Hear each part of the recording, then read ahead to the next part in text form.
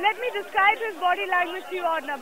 Completely downcast. He was wearing all white. He had a slight stubble. He didn't look up, looked down. He sat in a corner of the witness box.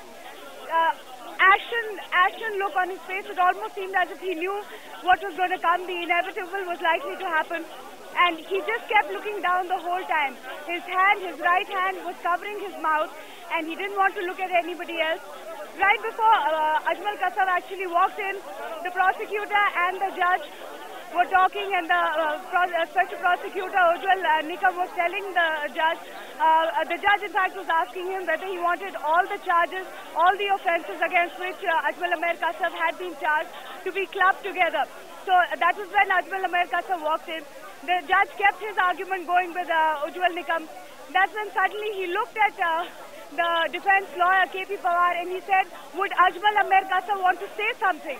Would he want to say something about, before I start reading out the operative part of the judgment? So KP Pawar got up, he went towards Ajmal Kasav, and Ajmal Kasav at that point got up, and KP Pawar said something in his ear, probably repeating what the judge had said.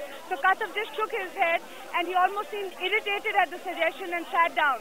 That's when the judge directly looked at Ajmal Kasav and said that मैं आपसे पूछना चाहता हूँ, he said in Hindi कि आपके खिलाफ 4 offences हैं जिनकी वजह से आपको सजाए मौत मिल सकता है. In English essentially there are 4 offences against you under which you can get the death penalty. Do you want to say something at this point?